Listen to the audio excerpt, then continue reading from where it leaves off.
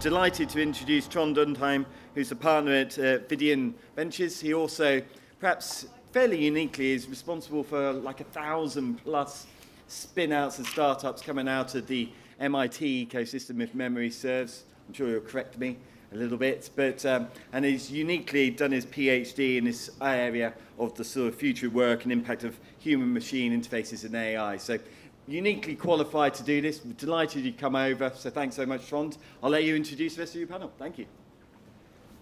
All right, so I think we have one of the most exciting panel titles. I'm a little biased since I've worked on future work before there was a future, I think. But what we wanted to do, I don't know if this is helping me out. Can we get the slides up? There we go. Yeah, so what we wanted to do real quickly is give you a sense of, and we have had obviously our own pre-discussion, so we wanted to give you a little foresight on what we've been discussing as a panel in terms of how the future work and technology are impacting not just tech driving the process, but all the other factors you have to take into account. We have a distinguished panel here with experience both from government and VC and corporate together. And let me just super briefly introduce them. We have Paul over here, managing partner of Randstad. We have Bo from NGP Capital, which represents the Nokia network. And then lastly, we have Leo from Ireland, representing essentially bringing globalization in and out of Ireland through corporate, facilitating corporate relationships there. And we'll talk more about it. And I've given them all a verb because it's late in the day. So please defend your verb as we get into this. There's a need to wake up. There's a need to seek something. Let's see what he has to say. And lastly, there's something we need to be prepared for.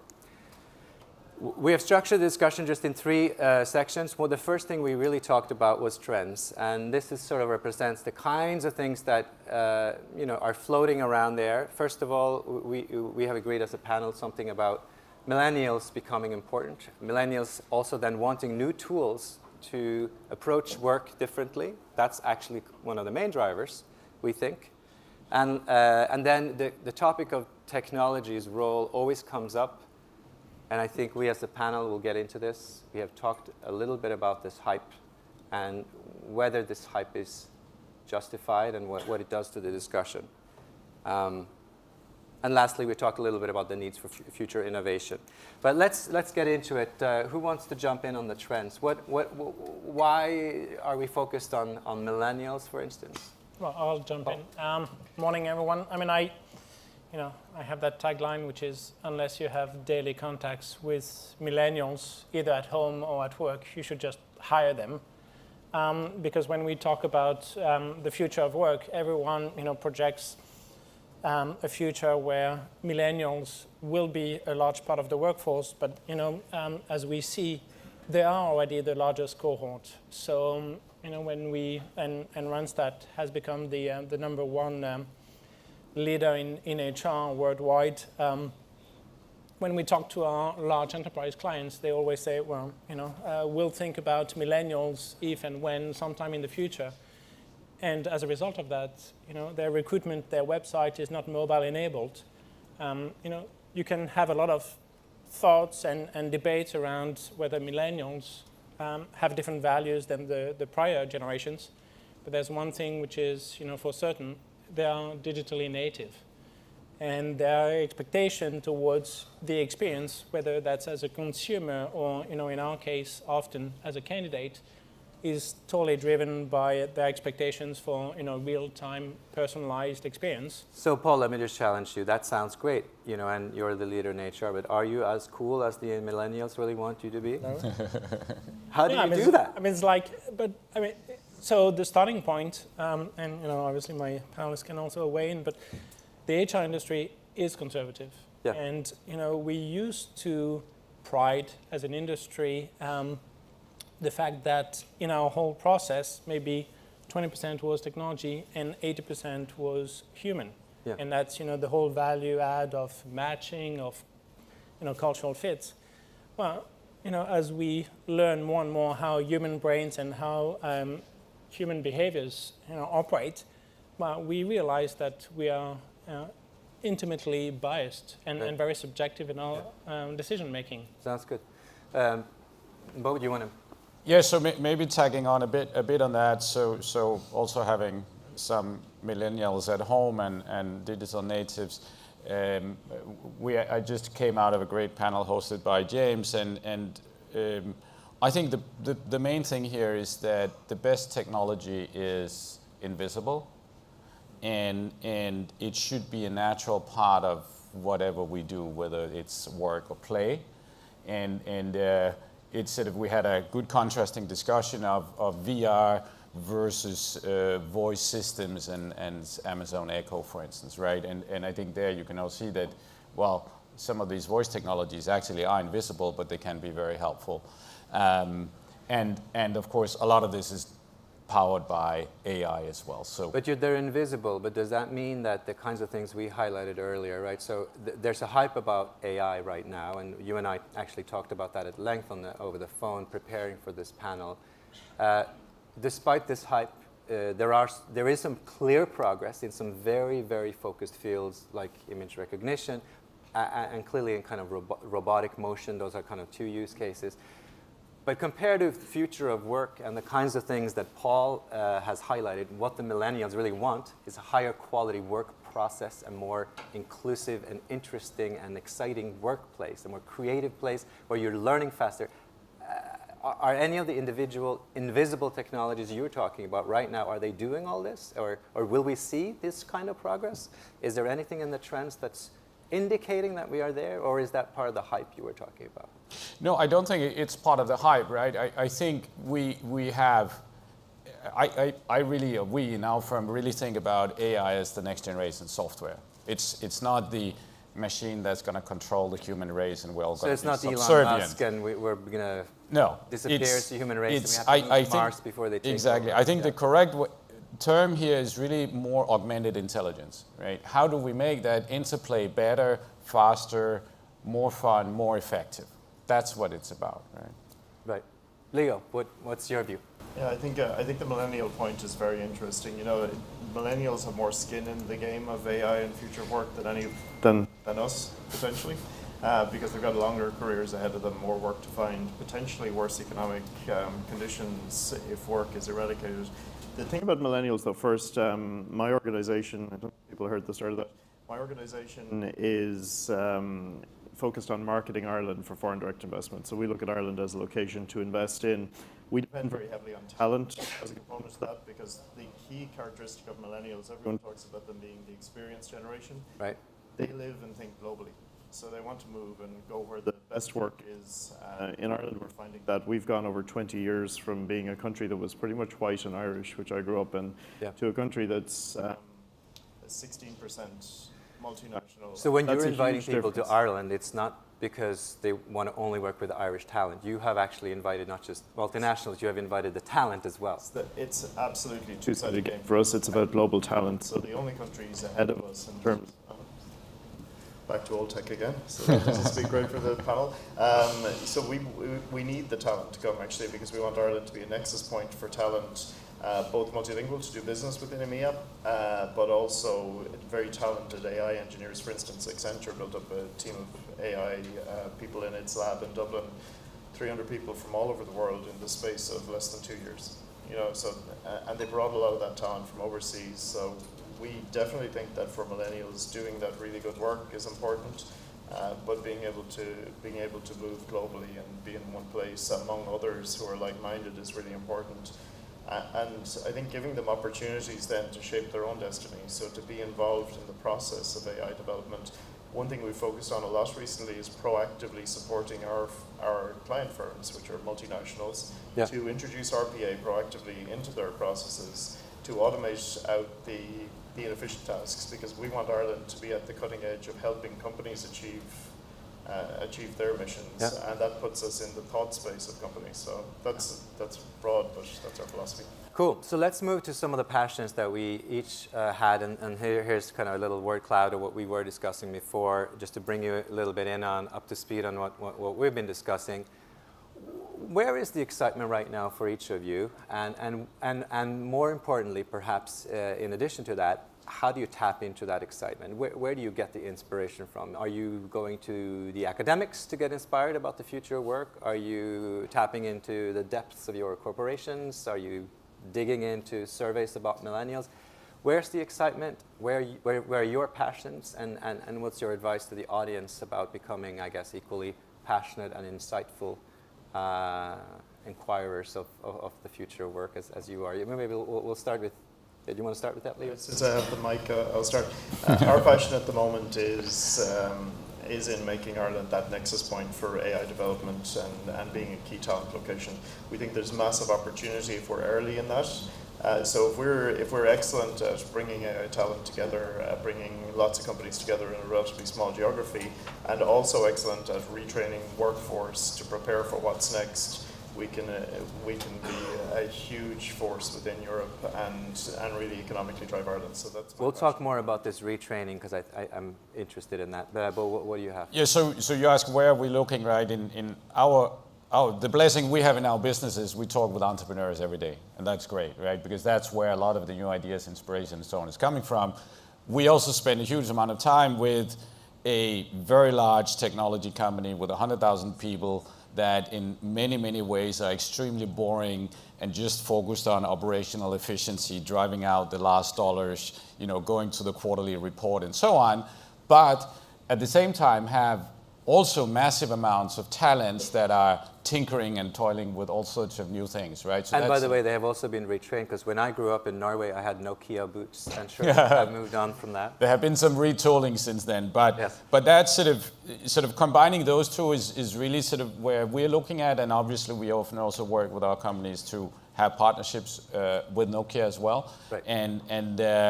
And then outside of that, I think being a European and being also subject to a lot of sort of Anglo-Saxon driven media, there is a lot happening in Europe, and it's happening in every part of Europe, right? Yeah.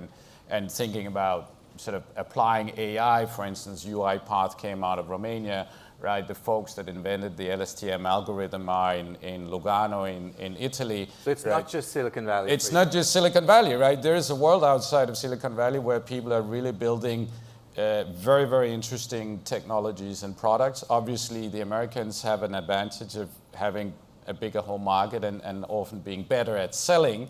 Yes. But I'm incredibly excited to see just innovation coming out in many, many different places and sometimes under the radar screen, which can be an advantage as an investor as well. Paul, how do you train? So you are in HR tech. What things are you seeing there? I don't know, startups, your own approaches for staying up to date, even for us as professionals in venture. How do you get the skills needed to stay at the forefront of the future work, really living the future work, becoming more efficient and multiplying kind of your talent that way? Yeah, definitely. Well, I mean, I think, and that's not a very surprising answer, but that's a combination of factors. Research and academics, feeling in very much, the forefront. But then there's a whole aspect of validation and, measuring, having the data, acting on it, analyzing and seeing what works and what doesn't. And do you feel, are millennials really ready for the assessing part, or do they resist all of that stuff?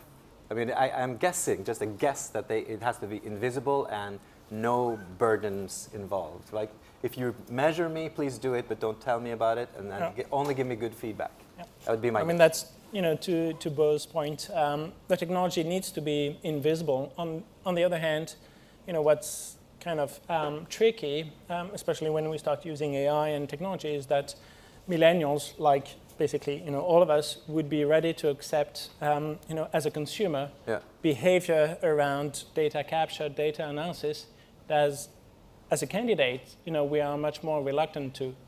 And so, with millennials, we basically need to move from, and by the way, that's where we want to take the whole group and the whole industry, but we are not really talking about jobs anymore. We are talking about an experience and career development. Yeah. So you are looking at a career development with AI so that you look at soft and hard skills, you look at competencies, you look at really the core building blocks that you have and that you'll be able to either develop through learnings and upskilling and or reshuffle in your future jobs. Can you each give me one example, either of a startup that you're watching or investing in, or some other very tangible example that is living the future of work and AI? Well, I mean, we do have two that we can proudly promote, I would say. We have more than two that we can promote, but those two. Pymetrics, for instance, based out of New York, and they look at gamification for soft skills. So they have you play games on your mobile, and based on 12 games, 1 to 2 minutes each, they gather 1.5 million data points. Yeah. And then they plot you around 90 different dimensions. Yeah. Not only does it give you soft skills, but then it also gives you a whole diversity and inclusion aspect because they debias. And I guess it goes to your point of millennials. It's a game-based approach, so you're learning, but you are not bored doing it. Okay. And the second one is just briefly HackerRank, which is a GitHub like 5 million developers, and there's a whole community of software developers. So that's I guess another big trend is community-based on the soft and the hard skills. Moen, Leo, do you have? Yeah, so just we did just shifting focus to China, for instance. So we did an investment in a learning company called ClassBar. So basically, they use AI and machine learning to take students through curriculum according to their capabilities, and it all happens in the back end, right? You go through the tests, and as you go through your profile, and the advantage is that you're not, as a student, sort of necessarily subject to what the rest of the class is doing, right? But you can be on your own path, and maybe you go down a branch because you have certain weaknesses you need to strengthen. Maybe you go just much faster because you're just a much faster learner, right? Yep. And that's, I think, is a great example of, again, a generation that have been used to being digital native, and you can really help them to accelerate learning, right? At their own pace. Sounds good. Leo. An example from Ireland of a really great startup is Subbox Labs. It's a company that was founded by a classmate of mine when I did electronic engineering in the 90s.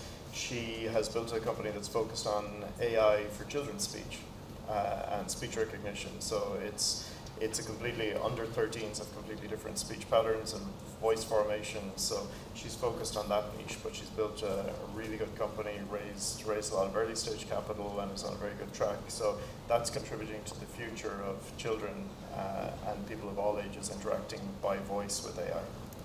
Sounds good. So let's see if we can move to our third section, which is kind of where this is leading. So the paths in the future, well, where you think the paths are leading right now. If you were to look into the future looking glass, where are things going? And I have looked at three things that you've said before. Paul, let me start with you. You started with the millennial point, and we talked at length about millennials. And this is something you told me. Millennials are not going to be knocking on your door. What does that mean for people in the audience? Because I guess we're assuming, there's capital, so people will be knocking on the door. But does this even apply to CVC? I mean, people are not knocking on the door because there's more capital, or they don't care, or what does this mean for you? Millennials are not knocking on the door. Does it impact everyone, and why? Well, I think it impacts obviously everyone in more than one way. First, they're not knocking on the door because they're already within the organization. That's one. If you're lucky enough and attractive enough, then they are also not knocking on the door when they move out because retention obviously is a huge aspect. With tenure being very very short, and then what we see is obviously, because of their digital native behavior, most of those millennials, like, again, many of us, but with a faster velocity, are also consumers. Sure. And so, the whole HR aspect is not only strategic, but it's also, very kind of operational and you move towards having an HR function which is as much marketing as your marketing function. But if you look at the reality of corporations today, have you seen them truly move towards some sort of strategic HR that actually takes the new generation and really any generation seriously, or would you say this is still an aspiration for most? We had J&J, and there are probably other examples, but that one we know well. They really turned their whole recruitment process into a kind of a marketing process. So, whenever you have J&J applicants, the applicant knows where he or she is in the process, and if it takes time, they get a voucher for Neutrogena on some aspects, and then there's a whole employer branding and consumer brand, which is built into the process. Yeah. Bo, you told me, and you said before, Romania has talent. You've invested in companies in Romania. I'm guessing you're still passionate about the Nordics from, you're Danish by origin. Yeah. There are other places that you're looking, China, other places where there's innovation. But if there are passionate entrepreneurs everywhere, and the future of work literally could lie, buried under the ice in Siberia, how do you tap into that? Well, I'm not sure about the ice, but just as a disclaimer, I did not invest in UiPath, but I think it's a great example of a company coming out of Romania. I think the great thing about investing in Europe is that you find talent everywhere, right? My good friend Thomas Alt sold his company to Apple. He's a computer vision scientist out of Munich, and it's now the backbone of what is ARKit in Apple's tech stack, right? As said, the guys who invented the LSTM algorithm came out of Lugano, right? So if we think a little bit about sort of the ecosystem in Europe, we're always talking about, it's smaller, we don't have the market, I think the diversity is our advantage. And if you look also, let's forget the whole discussion about what's happening on this island, but labor mobility, right? I invested a lot in Berlin.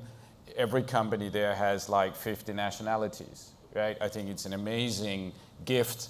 It's an amazing tool for an entrepreneur to use to build a business. So you find them everywhere. Yep. In Europe, of course, then the problem with the German entrepreneurs typically is to get them to spend the money, because they're used to live off the cash flow. That's how it's so deeply ingrained. So you give them VC money and they don't spend it, right? They put it in it's deeply ingrained in the culture, right? So you need to sort of work through some of these things, right? I just invested in Switzerland, right? I know that for sure the product is totally, utterly over-engineered for the purpose, right? Yeah. There's no way it can break. I just know it's so deeply over-engineered, right? So you need to get them to invest in sales, right? Get out there and sell it, right? So every nationality has certain proclivities and behaviors, right? That you need to work around, right? So you need to mix it. Leo, you told me that for you, there are some inflection points to look for in these paths towards the future, and we all hope that we have we all have theories about the future, and nobody knows anything about it. But you told me that the downturn is the next inflection point. And what are these signs that made you think of that? And I guess I alluded earlier to the fact that technology isn't the only possibility of a turning point. It's not like we're all sitting here waiting for the next engineer to come out of some university with a revolutionary AI. That's not the only thing. There's regulation, Brexit or no Brexit. There's all kinds of things that will impact the future of work. Why is the downturn the inflection point? I was actually quoting Andrew Yang, the US entrepreneur, a podcast I heard with him recently. He said that he was asked about if AI is impacting jobs, why haven't we seen a sign of it yet? And he said, look, his experience, and you will all have had this experience as well, when cash is abundant and profits are reasonably good, companies allow fat to accumulate within. So his point back to the interviewer was, wait for the next downturn, and then you will see cost competitiveness achieved through AI, which will never be rolled back, because once you've done AI cost competitiveness, you don't do what you normally do in an upcycle and start to add staff back. You've eliminated the need to add them back. So that was it was a really interesting point for me. I heard it about 7 or 8 months ago. And it chimes with our new future work strategy in Ireland. So we are proactively preparing for what's next. And if what's next is a continued upcycle, you actually have the same imperative for AI, because labor becomes scarce and expensive, and you need to do AI for that reason. If it's a downturn, it's a much sharper and sooner imperative, and you need to also deploy AI. The consequence in both cases is that the jobs do not come back. So we're focused in Ireland at the moment on building a strategy for retraining people towards what's next. And I think to do that, you do need government backing, you need policy that's very clear in this. We launched a future work policy in March this year. We will launch a national digital strategy in the next month or two, and an AI strategy by the end of the year. Now, most countries across Europe have done these strategies sooner. You know, I think, but in Ireland we've always been super fast followers. And to our credit, you know, I think this, you could look at this either way. But actually, once we see how the landscape is panning out, we can actually take active measures using the best of all the strategies and actions that we've seen around the world to make Ireland more competitive.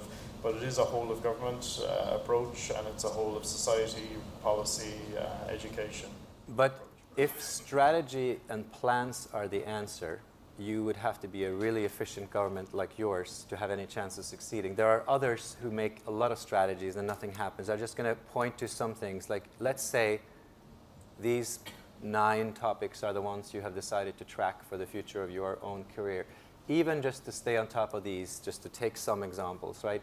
Brain-computer interfaces, general on-device AI, these are 2 things that are fairly related but also enormous research fields.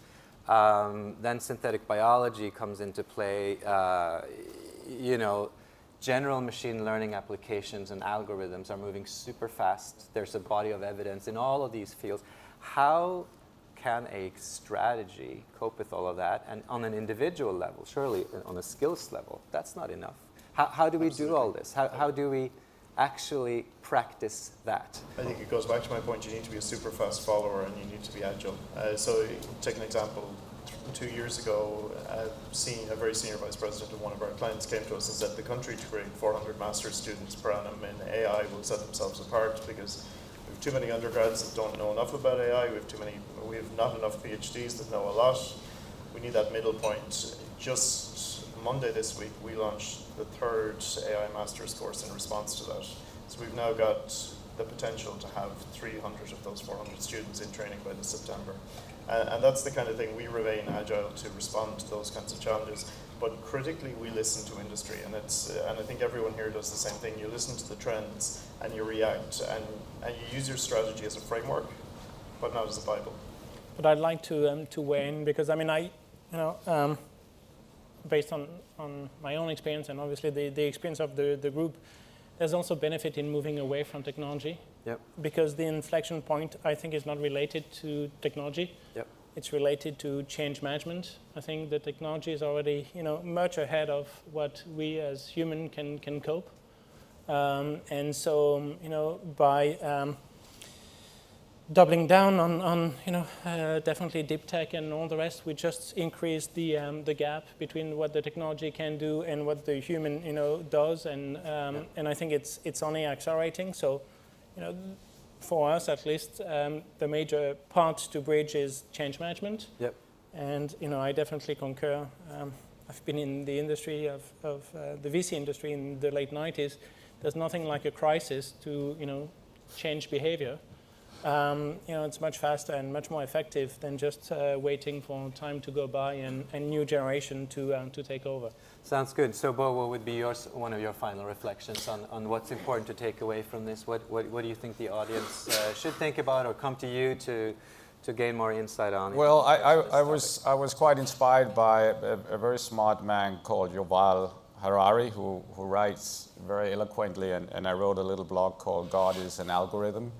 And I think when the algorithm decides who gets a job, who gets a new kidney, who gets pardoned from jail, who gets to the best university, I think we have a lot of work ahead of us to talk about the human dimension of this. We need to get out of this idea that the machines will take over and will eat human beings, and we're all subservient to that.